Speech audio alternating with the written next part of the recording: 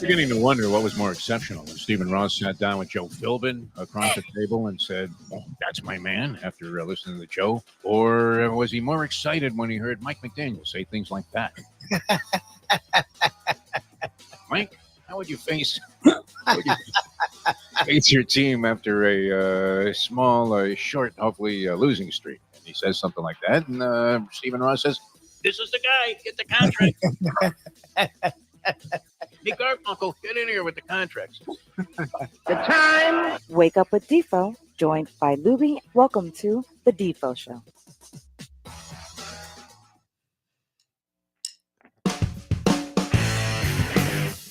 All right, very pleasant good morning, everybody. Welcome to a midweek Wednesday edition of the Defo Show. We got Mike Lubie Lubitz. We have Mike Lubie Lubitz right over there.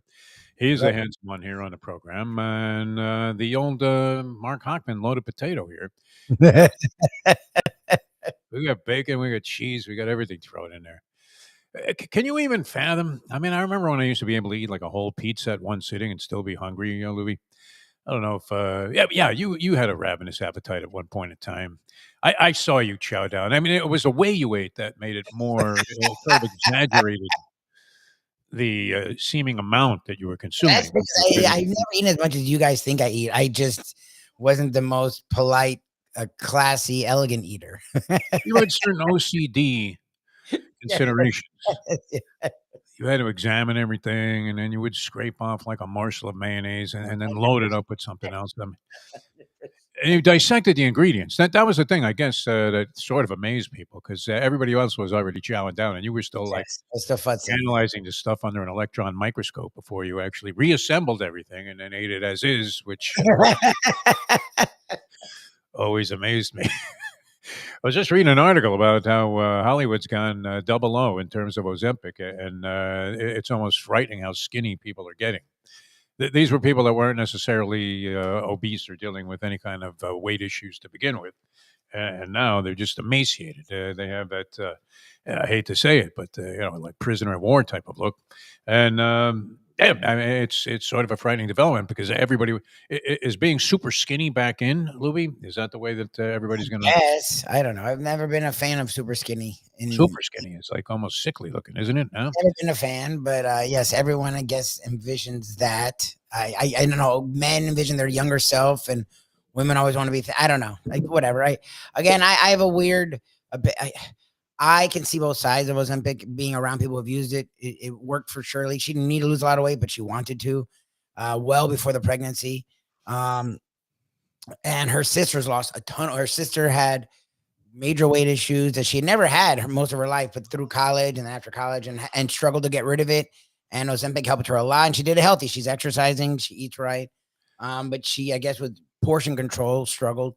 But I agree with you in a lot of ways that stuff that you need for help is fine, but I always wonder what the side effects are. Like steroids. When I was in college, I worked out a lot, and people were doing creatine, and they were doing other things, and it always scared me because I'm like, it's helping you in one area, but what is it detracting from, and what is that going to do long term? That's always been my fear. Like, I hate to say it, I mean, but this isn't like Robert F. Kennedy Jr. type of stuff, but and we've known a few guys that we've even worked with in this business that were doing massive amounts of steroids while denying it to everybody, even though you would find the syringes in the garbage pail outside of the lunchroom.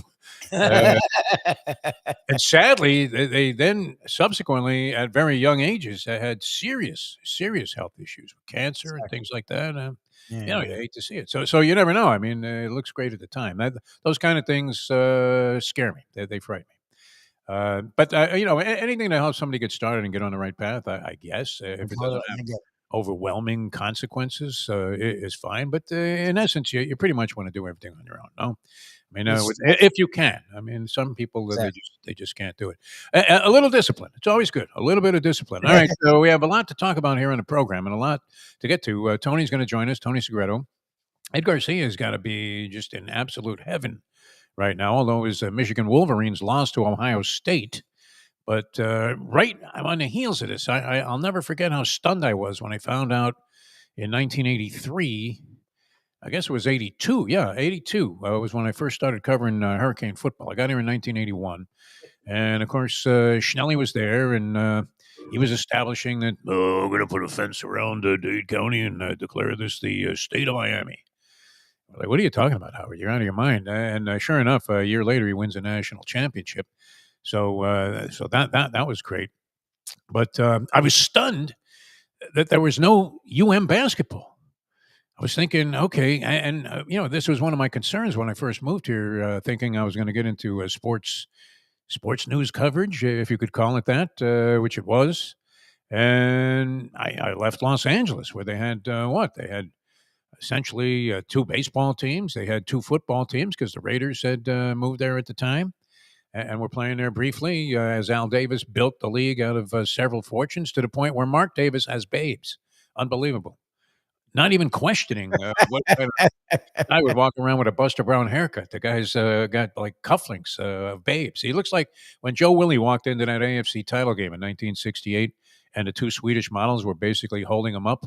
And you were thinking, how the hell is this guy going to play? Shows up at like 12 o'clock for the 1 o'clock game. And of course, the rest is history. He throws that pass at Don Maynard at the end of the ball game, and everybody leaves happy. They make it to the Super Bowl III, and bingo.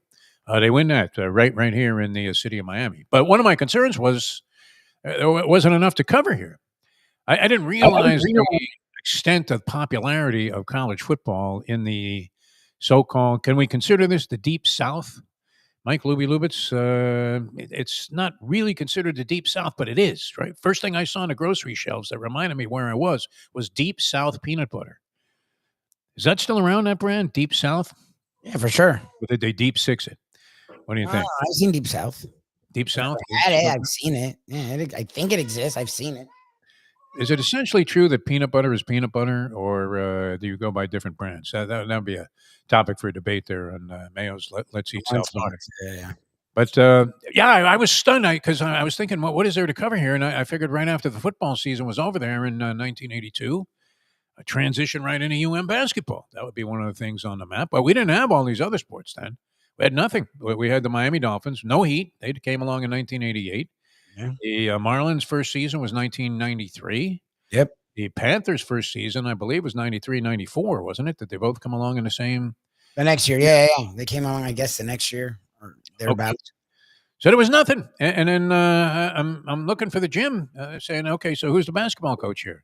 Is it Rick Barry? I don't know, and nothing. I was amazed, and it was a big concern. But it surely, I mean, what was part of the reason why football was so popular here in South Florida, and I didn't realize to what extent the rabid nature of the fans were. That being said, and it was sort of predating the super saturation of sports talk. I don't know what your origins were with sports talk. Mine were listening to John Sterling, the former Yankee announcer, actually had a sports talk show that was very interesting in New York on the New York radio airwaves, and that was the only one that was in existence at the time that I remember. There might have been some other guys that dabbled in it, but there wasn't a proliferation of sports talk shows. Lubie, you'll find that amazing, considering that you grew up in an era where entire networks are based around sports talk shows now. Yes. I really enjoyed Sterling's sports talk show and sports talk debates.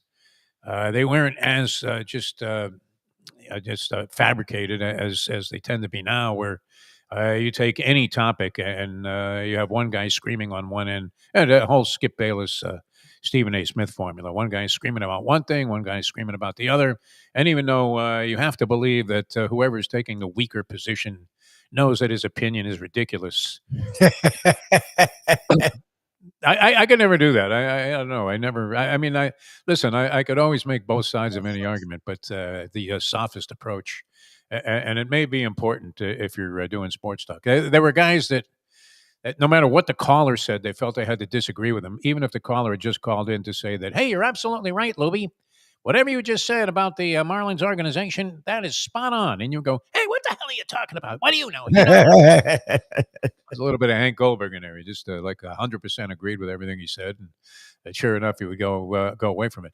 But sports talk debates were always a main formula and part of the equation for what seemed like any kind of success in the topical sports talk business.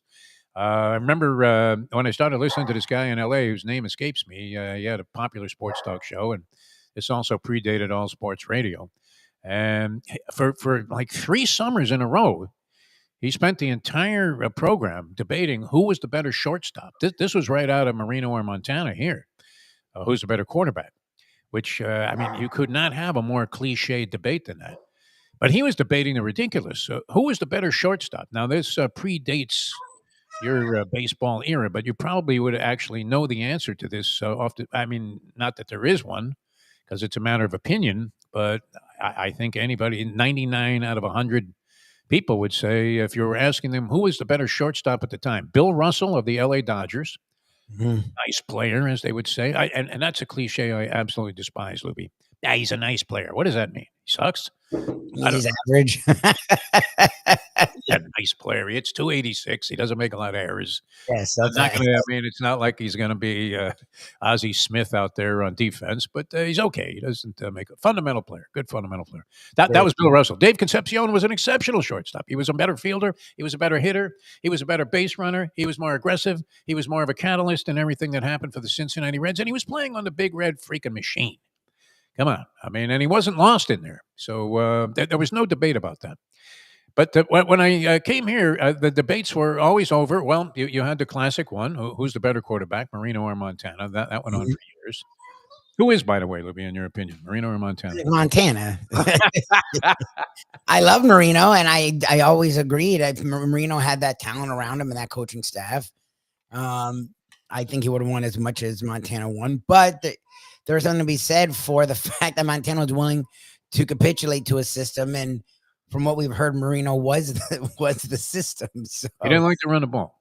He didn't like running the ball. He never put an onus on running the ball. He never went to Shula and was like, look, we need better running. So who didn't enjoy Marino running down the field 40 yards screaming at Mark Duper that he dropped a pass? And his demeanor supposedly was like it just screwed up an order of lasagna in an Italian restaurant. Like the chef's coming out of the kitchen. I love Marino, and I think he got shafted a little bit in the talent they put around him 100% defensively for the majority of his career. Even the receivers, the Marx brothers, were nice, but that was short-lived, and they didn't do anything after that. So I don't put it on him per se, but I mean, he didn't seem bothered being on that team. Like, he seemed to like the construction of that team. So. And you just illustrated the point here, because totally meaningless topic dredged up from 40 years ago. And we were able to do a couple of minutes on it. You know what? We could 100%. Do a couple of minutes more. Well, when Jason Cole comes on the show, that's going to be the first question. Yeah, because he might ask him that. Okay, Jason, good to have you on the show here. Who was the better quarterback, Marino or Montana? And he's a California kid who covered the Dolphins. So there you go. I'm sure he's well-versed in that ridiculous argument. I'm sure I mean, can you imagine? He's stuck for a column and he writes that?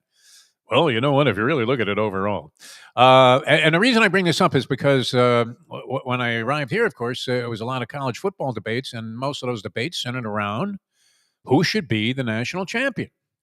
Even after the 83 season, deflected away. There's Kenny Calhoun. He gets a fingertip on the ball. Boom, Tom Osborne, Mr. Conservative.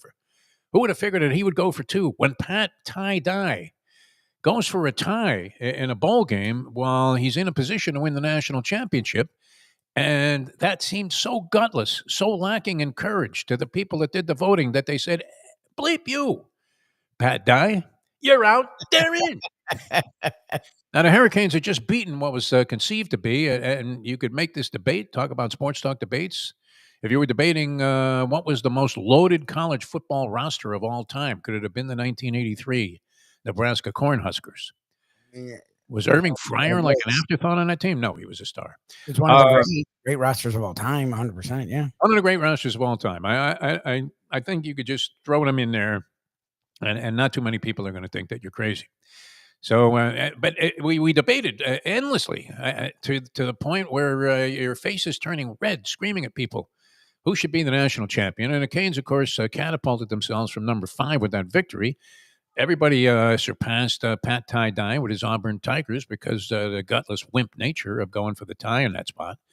And deservedly so. And look, it started, it triggered, it ignited an era of completely improbable results with this Hurricane football program, where they went on to you could say it was 2 decades essentially of dominance.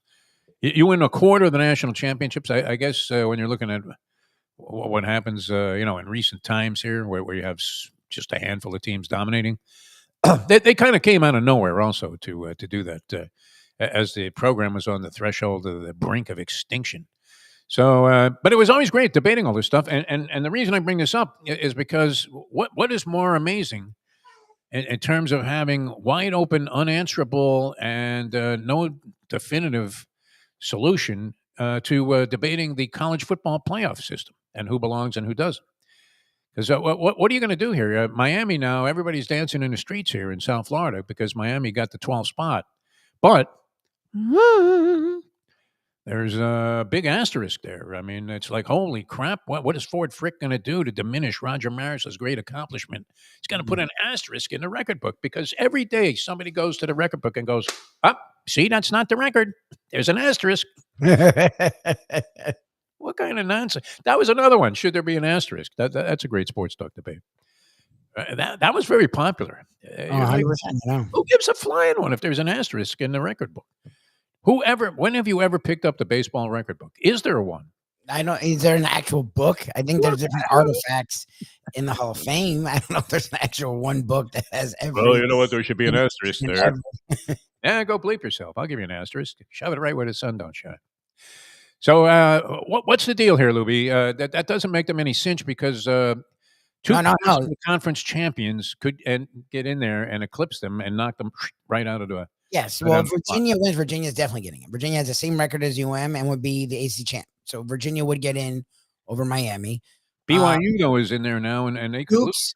Duke's the weird one because I don't know if Duke wins. Duke will never make it into the playoffs, can they? So there's got to be. It's an automatic, except for like it's that highest 4 rank, so they could find some machination and leave Duke out. I don't see Duke winning. I think Virginia will win that. Okay, so Virginia. BYU is supposedly going to get the G5 will get in because Tulane. Or James Madison. James Madison should be ranked top 20. James Madison is going to beat out the University of Miami. Are you kidding me? Look, if they are the highest ranked G5 is supposed to get in. So those two are not accounted for yet. And that's where a Miami and a Notre Dame probably will get a job. BYU is the interesting thing because if BYU wins their conference, they're definitely in. And both Miami and Notre Dame, it seems like, will be out if BYU wins. If BYU loses, that supposedly is the thing that makes it. That's why they put 10 Notre Dame, 11 BYU, 12 Miami. If BYU loses, they would just remove BYU. And then the G5 ACC would get in, but there would be one more spot. And that one spot would go to either Miami or Notre Dame. And then that's where the Miami fan gets their debate that they've been having with themselves for the last month and a half. Then you have Notre Dame versus Miami because they're right there compared to each other directly, same record, and Miami beat them head to head. Then people are thinking if BYU loses, Miami will then get in. Don't lose to 2 unranked schmink teams is the name of the game. It doesn't matter. Everyone has 2 losses, and we're here. They're the top 12, and they've been around the top 15 all year long, and do you believe Nick Saban actually believes, or was he just making this up, Nick? I'm thinking that they haven't gotten to Nick to the point where he just says stuff to say stuff. Do you believe that his proclamation there on ESPN Game Day, College Game Day, that Miami would be that team that nobody wants to face? Is that really true? No, that's not true. I think Miami is an interesting team. I think if you look at the way they finished the year with the scores, which is what people are doing, we won 150-40. Okay. I think they didn't face Pitt, I guess, is ranked. And I thought Pitt would push them just because of them, not because Pitt. Like, I don't think Pitt's some good team. I just think Miami struggle with teams that don't make mistakes and play smart. I think Miami, if you look at a lot of the teams, like, okay, Oklahoma, right? Oklahoma has a great defense, struggles on offense. Like, A&M has their issues. Indiana has their issues. Like most of the teams, Georgia has Miami's isn't as one-sided. Like Miami's defense is solid, their offense is solid. My problem with Miami is that's the thing. Neither side's great. Like I don't neither side scares me. So I see what you mean. guess that's what they're saying is you get a balanced team with Miami, and they have played much better the last month. But they also haven't played any of the competition that these other teams. Like if you're in the SEC every week, you're playing a ranked team, and the Big Ten, you're at least playing one of those more powerful teams. The team Miami has played is sort of So again, I'm not holding it against them. They won. I think they should be right where they are, and I think if BYU loses, that debate should happen, and Miami should get the edge over Notre Dame at this point if they're going to really have the same record and they are ranked right by each other. It's hard to not give the nod to the team that won head to head. I also am weirded out that BYU is getting jobbed. I think BYU is in the better conference. I think BYU is in their conference championship game, and you're now telling them they're getting punished for losing a conference championship game, and Miami's benefiting from not having to play in one. I love And this. That's why it's great. I mean, we'll never run out of debates on this thing. And the more they expand the playoffs to supposedly lessen the blow of somebody getting screwed, the more wide open it's become. All right, let's bring in. I didn't even realize this. We've already been yapping here about 20 minutes, and got Tony Segreto in the background here. Who better to bring in on this thing? And we do have a challenge here for Tony. If I can find my notes from yesterday here. Louis Aparicio. Louis was great, man. No question about it. The Go-Go Sox there. What was that, 1951 or 50, somewhere in there? Yeah. No, it was after that. 59. 59 was the Go-Go Sox. Louis, how are you? How are you, Papa? Great, Mr. Segreto. How are you, sir? You feeding the baby as we talk? It was. This is how the show goes now. We're babysitting on the show. I'm trying to figure it out. Yeah. Hopefully I can bring in some barking dogs, barking Akita. And the next thing you know, I got OJ in a black outfit knocking on my door here saying, "You mind if I come in?" It was just chipping some golf balls. How are you, Jeff, today? Couldn't be better because I love this. And there's nobody more appropriate to have on the program at this point than you. We have two things for you, Tony Segreto. Pioneering in sports talk here in town. You were right there with me, 40 years of sports talk debates. Well, all right. So where do you stand on who's a better quarterback, Marino or Montana? Let's settle that right away. You don't have to give any detailed answer. It's a ridiculous argument, but nonetheless, Marino. How many shows did you spend with people come? Yeah, listen, you're biased, man. You're a homer, Segreto. It's Montana. He's got the rings. What do you think? Where are you going with that? You're a Notre Dame guy, though. Biased. Danny. Thank you very much. Okay. I mean, can you really answer that question? That's why it's a good debate, I guess. This depends on the criteria. I don't know. Who was more fun to watch? That would be an interesting question. That'd be an interesting question because. All right. So, what do you think? I mean, go ahead. Yeah. If you were just who was more fun to watch, Marino by far. I mean, Joe was not lacking in entertainment quotient, though. I don't know about by far. I mean, it was interesting to watch Montana operate, and especially because he had that component of a winner. I mean, the legend goes that he's in the huddle for that game-winning drive against the Bengals in the Super Bowl that took place here in Miami, and he's looking at it like 13 seconds to go, and the clock's ticking, and he's got a call. Yeah, and he says, "Hey, look who's in the crowd."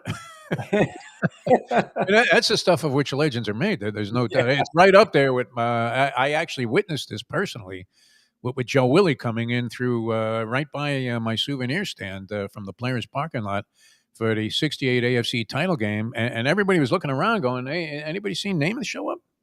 And sure enough, he shows up like within an hour of game time, and he is being held up. Tony, this is no exaggeration, by two looked like twin Swedish blonde models, and they literally were holding him up. He wouldn't have been able to make it in there on his own. And then he goes down and wins the game and wins Super Bowl III. So Montana had a little bit of that in him, which I kind of like. All right, so where do you stand on this thing? Canes in or out, deserved or undeserved? I guess if they get in, they deserve it. If they don't, do they have themselves to blame? And do you see them in the college football playoff as they currently stand in the penultimate ranking Will they be there in the last one? I don't know. The chairman of the selection committee said, and I quote very loosely, that there could be movement in the poll without playing. How great is that? So that tells you that, hey, for my sake, for strictly my own sake, Tony Segreto stands up here. I hope either Notre Dame and Miami get in or they get out. You want Because both out? If one gets in, the other fan base will go nuts. Lose your mind, yeah. I don't see how Miami could get in without Notre Dame being in there. If I mean, what Notre Dame has no more activity this year, so how do they lose their spot? And they're standing Notre Dame and Miami are both playing their best football right now. Maybe so. I don't know. Yeah, Miami looked good their last couple of games. I'll give you that. Notre Dame, the knock on them was fairly soft schedule after those first couple of games. They did beat USC, which everybody beats USC, it seems like. I remember covering USC when they were a dominant factor. That hasn't been the case for the last 50 years. They beat Pitt. Yeah. All right. I mean, so what's Pitt? Pitt's, going on the road and winning that game convincingly. Look, I'm a big Miami fan. I'd love to see him in the playoff. I hate the fact that the Cristobal factor would be the demise of their chances. I don't know that they are better than, any of the teams in the top 5 or 6. Or could beat them head to head, but are they capable of winning a game? Yeah, probably so. But there's a reason, an even deeper reason that you're here, Tony Segreto, and that's because we have to talk about the red hot, streaking Miami Dolphins. All right? They are streaking so fast. They're streaking. You can't see them. You can't see them. 3 wins in a row. Who's hotter? I mean, in the NFL. Who's hotter? 3 garbage teams, and they've struggled with all 3. They got lucky to win all 3. All right. Daniels tried to lose all 3 games. We have been giving you stuff like the business here, Ben Dry style, for years, Tony, because of the fact that you were famous for going to the schedule and going through the games before. As soon as the Dolphins schedule was announced, who was it? Was it Ann Bishop, Ralph Rennick? Who was the guy that you were working with? Ralph Rennick. Rennick. I mean, here is one of the most distinguished voices and faces in South Florida journalistic history. This guy was Walter Cronkite to the South Florida media. Yeah, he was. He and was that well. A war would break out, in some desert country, and they would have clips of this and soldiers and bombs going off and everything. And then all of a sudden, in the middle of the newscast, Rennick would stop everything and go, "All right, I know that's going on right now, but the Dolphins' schedule just landed on my desk as if he was Bondi. And let's go to Tony Segreto over here." And they already had you set up over in the corner there by a green screen of the Dolphins. So we have 5 games left, Tony Segreto. Yes. For our 5-7 Dolphins. Yes. All right. And speculation is, I mean, are they not capable of running the table, which would be a shocking turn of events, and ending up in the postseason somehow? They're not out of it. So we need you to give us a win and a loss in these 5 games. Can you do that for us? Yeah. All right. All right, so this Sunday, they're at the New York Jets as 2.5-point favorites. Jets just won a ball game. Jets haven't really thrown in the towel, although they're not a very good team. New York Jets. Miami at the New York Jets at the Meadowlands. Win or lose, Miami Dolphins? Miami. Wins. Okay. Miami. All right, the following week, they travel to a sinking ship of a team. Aaron Rodgers looks like a completely shot fighter. Fingers are being pointed. There's speculation Tomlin's going to be gone after this year. There's always speculation about that. He ends up winning enough games to keep that whole legacy going with the Pittsburgh Steelers, that they've only had 3 coaches since Alonzo Stagg invented the ball game. Does Miami, fresh off, in your opinion, a victory over the New York Jets, go into Pittsburgh and win that game to go to 7-7 with a 5-game winning streak? No. Oh, they lose there? Oh, wow. Oh, Tony, man. The It's whole bit's blown. I think they Now what do we do? Lubie, go to a break. No, I don't know. I'm at a loss. I don't remember these segments. three more games here. We thought we were going to predict we're going to win, Tony. How the hell are we going to stay with it? All right, so you have them losing that one. Let's see if we can get through the rest of this, just out of curiosity. Cincinnati. What about Cincinnati? Joe Burrow's back.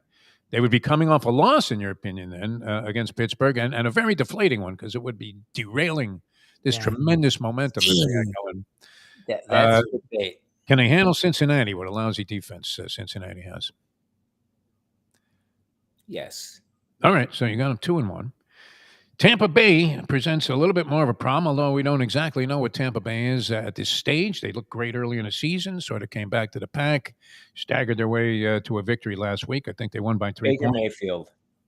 Mayfield over the Dolphins. All right. Over that. This is ugly now. I don't know if this game will have any meaning. They finish up on the road at New England against the Patriots. The Patriots may have everything under wraps at that point, including the number 1 overall seed.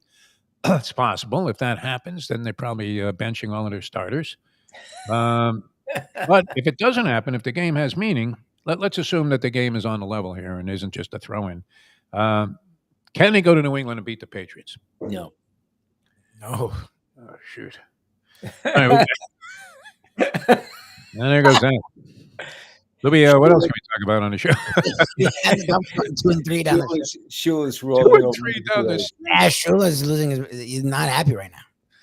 Oh my God, he's advising his grandson not to ever take the head coaching job at his team. Which shouldn't that be the move?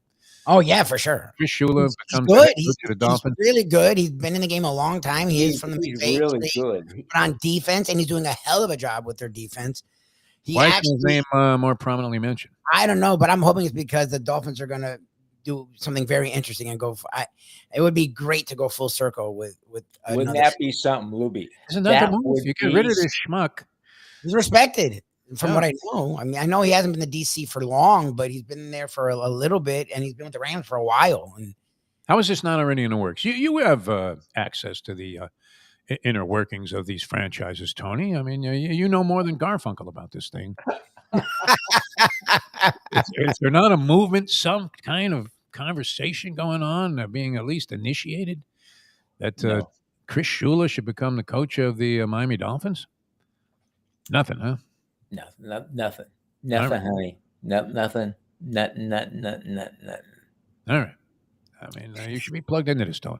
All right, we're going to come back with more Tony Segreto. Ed Garcia can't join us today. He's still euphoric. He must be celebrating Dusty May's arrival there in Michigan a year ago, where, wow, I mean, what hasn't this guy done in terms of elevating the status of that program? It's been great.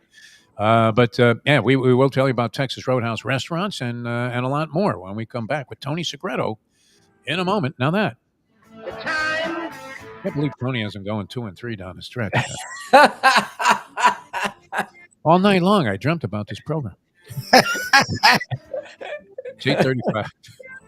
Hey, folks, Tony Segreto here. Let me ask you a question. What do you look for when you go out to eat? Good food, obviously, friendly atmosphere, not too loud, but good energy, reasonable prices, and a place where you feel comfortable. All those ingredients, no pun meant there, are hard to find unless you're talking about the Texas Roadhouse. You see, they encompass all of those attributes. Really, really good food, amazing atmosphere, good for a family, good for a date, or just a night out for yourself, and prices that will make you extremely happy. Their ribs, unmatched. Steaks, hand-cut every day. Everything, and I mean everything, is made on site, including their incredible bread.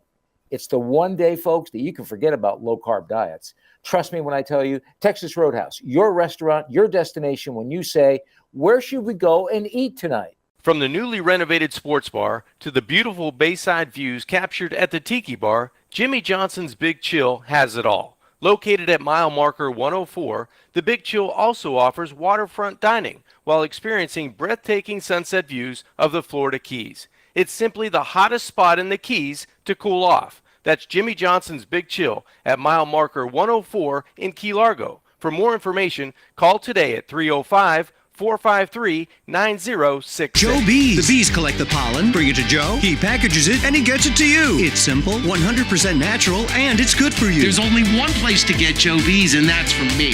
Joe B. If you want to look and feel good, call 877-300-5632.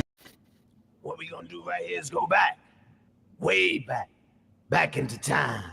We are now kicking it old school with the one and only Tony Segreto. Brought to you by Texas Roadhouse. Tell me, doctor.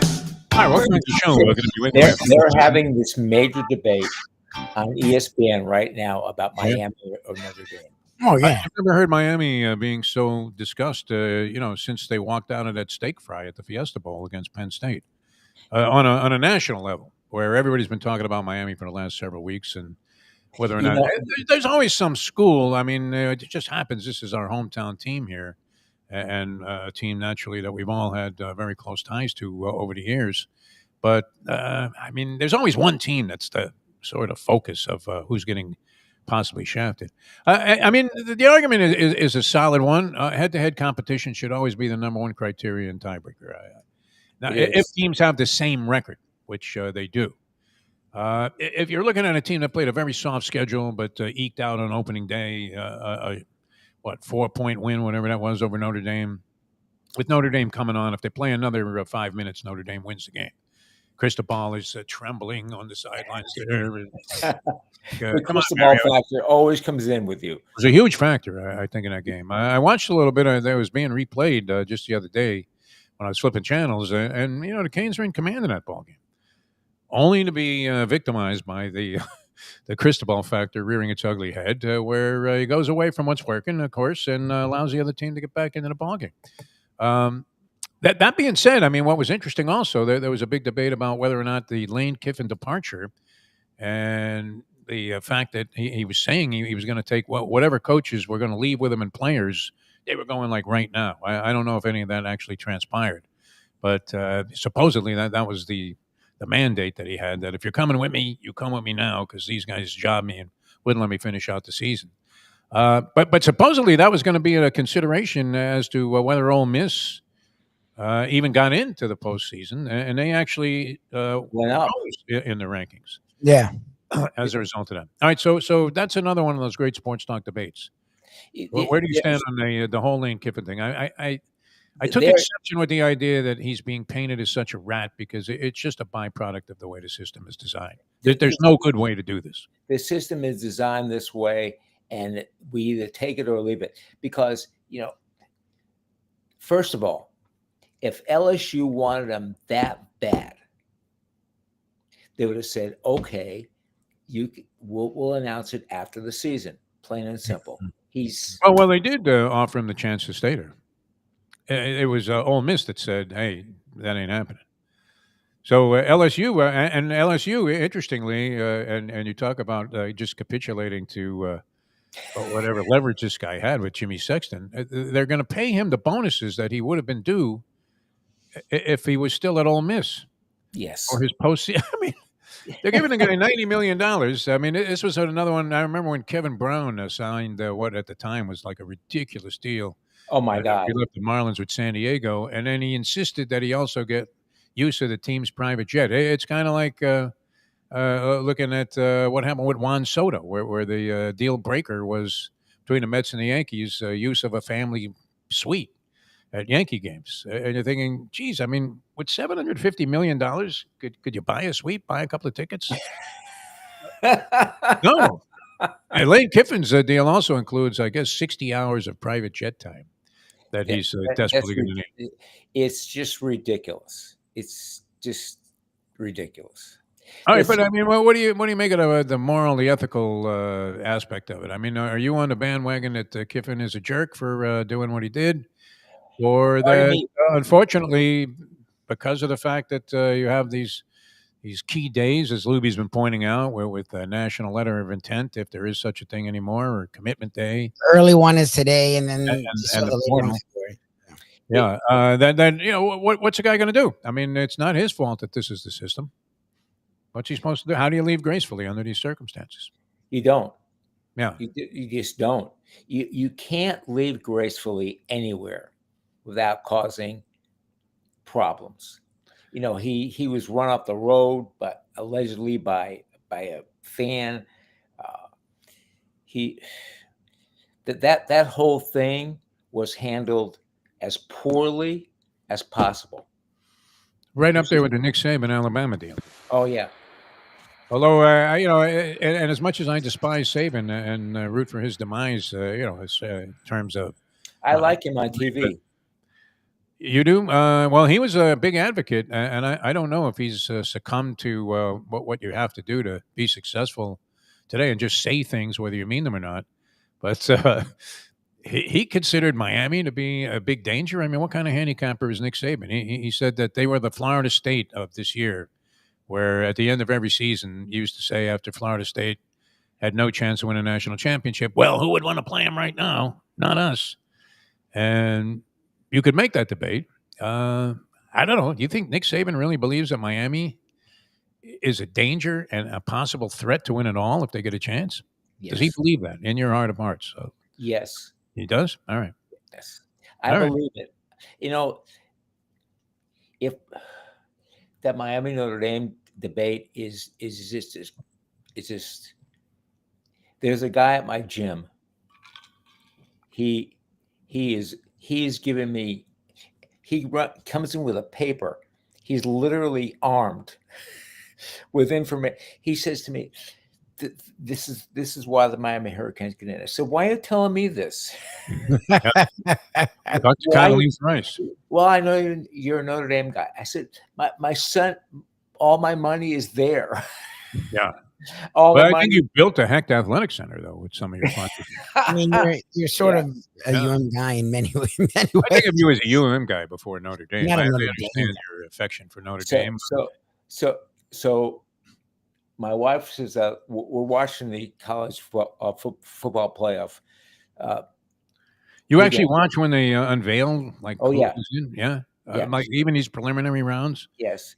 So my wife says, the way I see it, honey, you got it at both ends. You got, if Miami wins and Miami gets in, you're golden. If Notre Dame gets in, you're golden. Now Florida State is another story, and that's where my daughter went. So Oh, yeah. Well, they're going nowhere this year. And according to Lubie, they're going nowhere next year also under Mike Norvell. do you think so? Why do you think they didn't get rid of Norvell? Because they can't pay him. They don't want to pay them money. I mean, they have it. They just don't want to. They're being cheap. And again, this Bobby allowed Still paying Jimbo, I think. No, they're not. They don't have. They were done with all the payouts a few years ago. Bobby allowed them to get. They were spoiled, where he didn't ask for anything from them. They didn't need money. Bobby just won every year, and since then, that's why Jimbo got frustrated. Like, they're very cheap. Norvell got them to do all the things Jimbo wanted. They redid the dope. They got the football only facility. They have an indoor practice facility. Their facility, their gym's as good as any in the country. They've spent over $400 million. So they spent money they've been fighting to spend for years. That's all they want to spend. It's been reported widely. They have the money. They could get it. It wouldn't hurt them. They could then go and spend money on a big coach. They have the money to play with any of the big boys. The difference is the big boys are in the SEC and the Big Ten, so they know it'll be replenished very easily, and they don't have to bend over backwards. FSU knows won't be as easy, so they're being cheap. That's why he's returning, because there's no football reason. I mean, 2 years in a row like this is the worst stretch in Florida State history. Even going back to Mudra, like, they were never, even when they were, unless you go back to before football, like, they weren't to have these 2 years in a row like this. I mean, he's had 4 losing seasons, in 6 years. I mean, even bad. Look, Kentucky had his best time under Stoops, 2 bad years, and he's gone. Right? The guy's had 4 bad years of 6. Like, he's only there because they're being cheap. It's not even because of the buyout; it's because they're being cheap about the buyout.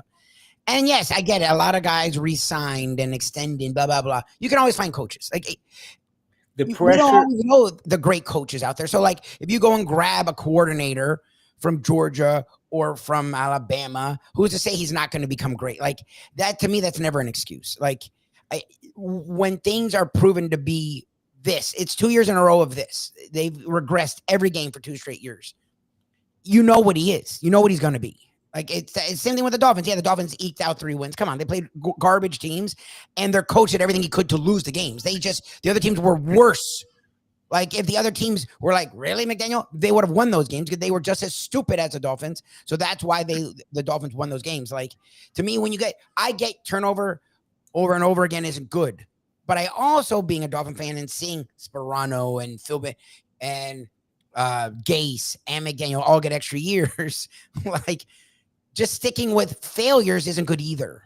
So I have no hope. This is the least hope the FSU fan base has had in my entire life. Like the Taggart era, yeah. Well, in year 2 they got rid of him. Like Jimbo, yeah, he left. They didn't mess around. They went and got Taggart. I listened to Jimbo on what was it, Tuesday afternoons on Sirius XM.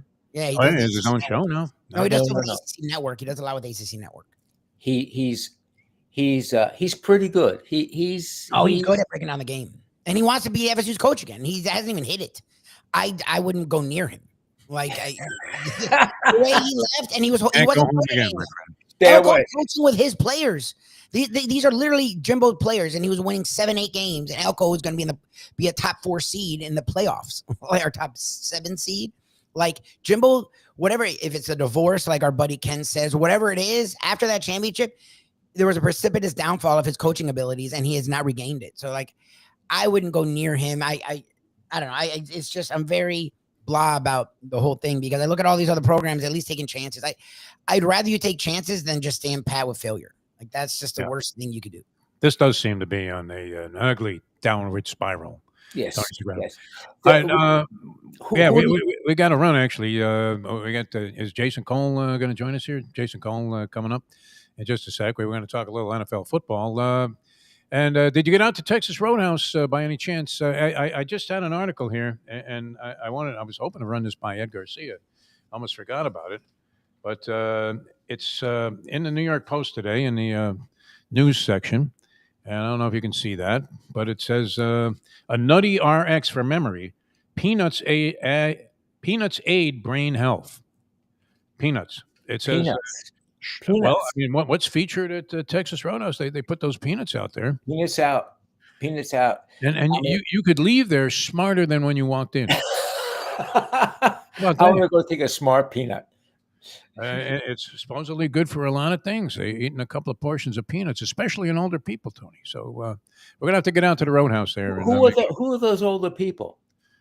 Well, it is Lubie. I mean, anybody can look at the screen here and make their own deductions about who the old farts are on the show. You look good though. You look good for an old guy. You're looking great, my friend. Looking good. Just keep those 75 and going strong. Wow. That's I mean, it's always weird too when you hear like on a news story. Well, an elderly woman was mowed down by a train today while sitting in her car. 69-year-old Thelma, and you're like, wait a minute, that's elderly. That's elderly. Where am I? A near-death experience. Unbelievable. Louie's a teenager. I guess. He's young. It's a beautiful thing. And I remember that was a great time being in your 40s. So enjoy it. I'll try and enjoy it. All right, Tony, you have a great week. Thanks for joining us here. I'll see you on very, Friday, very guys. disappointed that you don't see the Dolphins sweeping these. No way. No way. All right, thanks for being with us. Tony Segreto, ladies and gentlemen. Tony Segreto. What's the scoop on Jason? Jason Cole? I'm calling him and not having any luck, so I'll let you know if I'm able to get him. All right, so we have to run a bunch of stuff by him. Who's a better quarterback, Marino or Montana? Yes. I don't think we run this Dolphin schedule by him. That would be like a waste of time, wouldn't it? Well, although, what do you see there, Lubie? Do you see them sweeping those 5? I don't see them. How could they sweep those 5 teams? Could they? I don't care how bad they are. Tampa Bay and New England, of course, are decent teams. Cincinnati may be better than the record would indicate because of the fact that Burrow didn't play most of the season. Pittsburgh really seems to be in a shambles, though, Louis. And the Jets, enigmatic. I mean, remember when this was a big deal? Even when the two teams, I guess they've been bad for so long collectively or as a tandem, that is the rivalry gone? Is that completely dissipated? Remember, used to literally on a Monday when the Dolphins were playing the New York Jets that subsequent Sunday, you could flip up on a microphone at any time of the day on any sports talk radio station. And there were like 11 sports talk radio stations at the time. And you could hear it on every one. It didn't matter who you were talking to. You're talking to Joe Rose? No problem. You're talking to Andy See You Later Slater? It's there. The Greek? Okay. I mean, whoever was on the air, everything was the same. You know what? I hate those stinking New York Jets, and I hope they lose, and I hope all of their players get injured. I'll hang up and listen. And it was a bitter rivalry, but and I used to witness it outside the stadium, fights, all kinds of stuff in the stands. The real reasons that you go and pay hundreds of dollars to take your family to a football game. A football fight you can't avoid. I forgot who was illustrating this. It was on some show I was watching, where if you're in a fight at a soccer stadium in the stands, so that mostly involves the two guys that were fighting. Is that true, or is that completely erroneous? Because that one of those two guys might burn down the stadium. I guess that's another consideration. But at a football game, if you're at an NFL game and a fight breaks out in the stands, there's a large radius of people that end up somehow on the fringes of being involved in that altercation. Is that a fair statement, Lubie? It's never just two isolated guys. It's always a deal where you may have nothing to do with it. You're just watching. All of a sudden, some guy throws a beer on you, and now you're involved in this altercation. Oh yeah, that happens all the time. Crazy stuff. But that used to be ignited. They would open the gates, and Jet fans and Dolphin fans would start throwing punches. That doesn't happen anymore. But what is your level of concern about this particular game? If you were going to be Segreto and peg the Dolphins to win, which if they lose now too, also, I mean, in spite of dredging up some momentum here to get to 5-7, then wow, that's ugliness. No, that pretty much that would quell any thought whatsoever that there was any progress being made and reignite the conversations, I believe, about Mike McDaniel needs to go. But two, getting back to that whole thing with Lane Kiffin, no noise whatsoever. I don't know. Did any of these other guys that took better jobs? Was it because they took a quantum leap forward in terms of job? That, in other words, a guy going from say Tulane to the University of Florida, like the Summerall guy did. Could you ever say, "Oh my God, what an asshole"? How could he leave those Tulane green waivers out and hang them out to dry like that? I guess is the deal that he continues with the team, that they have no problem with that, because Ole Miss certainly wanted nothing to do with Lane Kiffin talking. What I mean, they would just give him more time to talk to these guys. Is he not in communication with any of these coaches or players where he couldn't talk him into leaving with him anyway, even though he wasn't around the team? Well, they're leaving. The whole offensive staff is leaving with him. So being around the team or not, it's already been decided. I guess it came out yesterday that they're going to let the OC, because remember the OC was leaving with him, so both of them are going to be there. Supposedly the OC is going to be allowed to coach the team, so at least maybe that's what appeased the committee. I don't know. That seems like an insane. I understand if you lose your entire coaching staff right before. You're about to enter supposedly the postseason. Probably doesn't bode well. The weakest argument, though, still, and every time it comes up, I'm stunned that because the starting QB for Florida State went down, the backup quarterback who just won a game in a tough circumstance, where you're expecting he's probably going to incur his biggest problems. No, first time out of the chute, or there wasn't really that much of an element of surprise with that kid, was there? No, I mean both. I mean, the Rodemaker kid was okay. The Glenn kid did nothing. He was a true freshman. they didn't ask anything of him, and he did nothing. He ran the ball, did some trick plays, got a couple touchdowns, got a lead, and then the defense was just a force of nature. So the defense didn't let UF or Louisville do anything in either of those games. So, which is literally how Michigan won. That was my thing. Michigan literally, JJ did nothing. It was just running and playing defense, which is what FSU literally did to get to that undefeated season, the last 3 games. So yeah, I mean, of course, look, again, we talked about Kenyon Martin got hurt before when Cincinnati was an overwhelming 1 seed, and that changed things for them. But they had never played without Kenyon Martin. He got hurt right before he got hurt in like the conference tournament, and then they never saw them play without him. That was my contention with FSU, is you got to see them. They played 2.5 games, and they were dominant in the 2.5 games. Yeah, their offense sucked. Yeah, that's how good their defense was. They won by 9 at UF. They won by double digits versus Louisville, who was top 15 in both offense and defense to win their conference. Dominance is dominance. There was only one reason for it, though, Nick.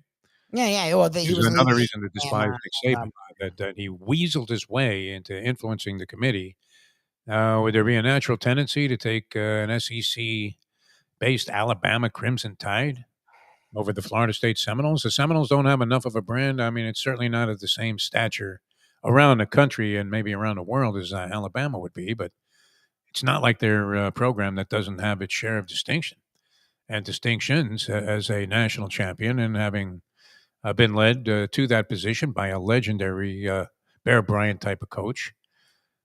You don't exactly see, you don't mention Mike Norvell and think of Bear Bryant right away, do you?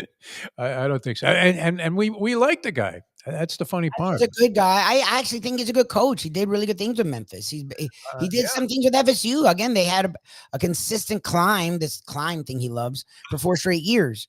But to fall out off a cliff, go from 13-0, I get you got left out. I get it was a gut punch. You're the coach. You're supposed to rally them. Like, and people look at the Orange Bowl. He let them all opt out. I didn't care about that. To me, I wouldn't have risked once you told me going undefeated didn't matter. Why would I like they could have blown out Georgia? Like they weren't making more money. So why risk? And then if they had gotten hurt in that game, like the kid from Michigan in that Orange Bowl versus FSU, like Jake Butch was never the same. I've never heard that kid's name again. He was going to be a top 15 pick as a tight end out of Michigan. Like, so I'm going to risk myself when you just told me that the real games don't matter. Now this garbage game, you're going to get away from me. So I never cared about that. I didn't blame him that people opted out. But the fact that he couldn't rally them after that, the fact that they just became a disaster, this is the worst FSU's been. Like, even under Taggart, they were around 500. Like, to go 2-10. Again, people keep bringing this up, and they're right. They were 3-0. This is Joe Frazier at the bottom of the pool. Oh, they were 3-0. They had 9 games to win 3 games. All you had to do was go 3-6 to get bowl eligible. With the ACC as your schedule, and you already played Alabama, and Clemson sucks and the Gators suck, right? So literally outside of UM, every game is a team that's barely ranked. You couldn't win 3 games? No, it's they went 2-7. I mean, they beat Alabama. They look great. They crushed 2 cupcakes like a grape. Yeah, quarterback looks fantastic. I don't know what went wrong there, Lubie. And maybe some of it pertains to coaching. Maybe Norvell's not that great. That's entirely possible, but you can't bring him back. Like you just can't bring him back. That's my thing. Like pretty insane. Yeah. All right. A couple of other things. We were going to ask. There's an interesting piece today in my New York Post about Joe Shane. Comes under the heading of, and this is a popular sports talk category also. How does he keep his job? The New York Giants are 5-25 in their last games and last 30 games, and this is at a time where it would be the peak of the so-called theory that you need 4 or 5 years to put your program in place. His program's in place. He's had subsequent firings 2 weeks in a row, head coach and defensive coordinator, and just put in one of the most abysmal performances in the history of the NFL in terms of special teams play. Mike Westhoff. We should get Mike on and have him rate the Giants special teams play. Okay. And let's pop him on the program one of these days. And reach out to him. While it's still, but between maybe we can get him tomorrow or Friday. I don't know that you could not look at that and see a horror film, including the whiff on the kick where the guy literally chunked a wedge into the turf. So how does he keep his job? I love how he totally missed and just got all grass. And a big clump of grass. I mean, it's like one of the ugliest things when your club is stuck in the turf there. And not only have you wrecked, the fairway that they had just groomed with like a nail clipper to make it look like it was Pebble Beach. And sure enough, there you take a big chunk of grass, it goes flying. It looks like a hairpiece. Some guy on a windy day at the pier. Such complete and total ugliness. So that would have been one of them. I mean, we would have liked to have run that by him, but it was an interesting piece there about Joe Shane and how, I mean, certain guys, there was a sort of Chris Greer syndrome, no, where they become untouchable for whatever reason. They go all Elliot Ness, and they're out of it. And then this would be relatively insignificant, Lubie, although it brings up an interesting point about how people are considered to be somewhat of a bustology when it came to draft status to productivity. But wasn't this part of the whole Phil Jackson thing? I know when he drafted Kristaps Porzingis, people thought, oh, well, who the hell is this guy? And Porzingis with the Knicks was nothing especially significant, but he was always hurt. Say that he was a good player. Yeah, I mean, you're not. The nickname Unicorn was given to him with the Knicks because he seemed like a precursor to Wembanyama in many circumstances because he could score from the outside, but he could get to the basket, and he actually was good at rebounding and played okay defense. That like he was a unicorn. He just could never stay healthy. Like, he was always hurt. Like, well, which he is. I mean, hello. Like, He reminded me of the first 7-footer I ever met was a kid in my neighborhood on Long Island named Marty Zoback. And you're thinking, God, I want Zoback on my basketball team, but he just was so fragile though. He couldn't do anything. It was like going up against a corpse. It was kind of crazy. I mean, just sort of like we were talking about, where these people are getting super skinny on Ozempic, all of these Hollywood stars. So anyway, it was announced that Danilo Gallinari is retiring. Danilo Gallinari. Oh, really? Who wasn't he one of the Phil Jackson draft picks? Yes. 2008. He was. I believe he came into the league. So the guy's been in the league forever. I don't even know if he was on a team right now. He may have just announced his retirement arbitrarily. But when you look at it, it's kind of like when you were talking about a guy in Detroit, right? Where what's his name? I'm blanking on the name now. Joe Dumars? No, not Dumars. Yeah, Oh, he picked. Cunningham. What was the guy he took? Not Cunningham. Oh. Number 2 in the draft that year. Darko, your favorite. Darko Milicic. Yeah, very nice. Thank you. I don't know why I was blanking on that. Maybe I should eat more peanuts, Libby. Anyway, Gallinari was a number 6 overall pick. He was. And I remember thinking, who the hell is this guy? He was an Italian. Yeah, he was an Italian guy, and he ended up playing in 777 games, 8 teams in 14 seasons in the NBA. But get this, Lubie, in 14 years, he averaged 14.9 points a game and almost 5 rebounds for a guy that was essentially a scorer. So I mean, is that a terrible career? You average 15 a game for that many years? No, he played a long time, and he was a key cog on a few interesting teams, and he had a nice career. I don't know if he was really ever an all-star, but he had a nice career. Good. In the NBA, you have a lot of top 10 picks that do nothing. So that's a nice career for a guy that was a top 10 pick. Very, very good. Yeah, you would have to say. So anyway, I just remember people around the Knicks and Knicks fans, I don't think they were ever really that happy with this guy. They were happy to get rid of him. It wasn't like he was Bell's Bellamy. All right, we're going to get out of here. Interesting last night, some college basketball, significant college basketball. You had UConn and Kansas, and I think Kansas got their big star back for this game. UConn was only a 1.5-point favorite on the road. They managed to win and cover the spread. You had North Carolina, and who was North Carolina playing? They were playing Duke? Was it Duke, North Carolina? No, Duke was playing Florida. They played the Gators. Yeah, Duke played UF, and it went. And that was a very exciting game, all the way down to the wire. And who was North Carolina in against? Was it North Carolina and Kansas? Maybe. Oh, I'm pretty sure UConn played Kansas, and North Carolina played somebody significant also. And all of them. They played Kentucky. Kentucky, yeah. Okay. In Lexington. Who won that game? Did North Carolina end up winning that game? Carolina won 67-64. Okay. That was, great matchups there. ACC, SEC. Miami got a win, University of Miami. Are they doing anything this year, or are they finished? What's the story on UM basketball? Basketball, they played okay. They played okay. They beat like Tennessee or something.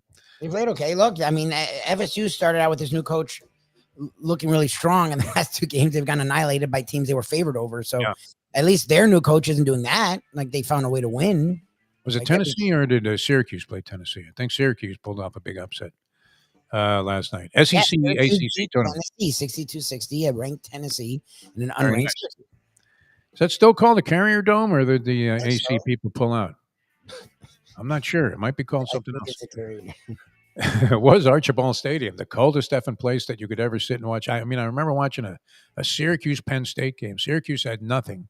Ben Schwartzwalder was beyond senility, still thinking that the wing T was the way to run an offense and that he could run Zonka up the middle all day long and get away with it. It wasn't happening. Even a real pedestrian sort of boring team at the time that Penn State was. Were they always boring, Lubie?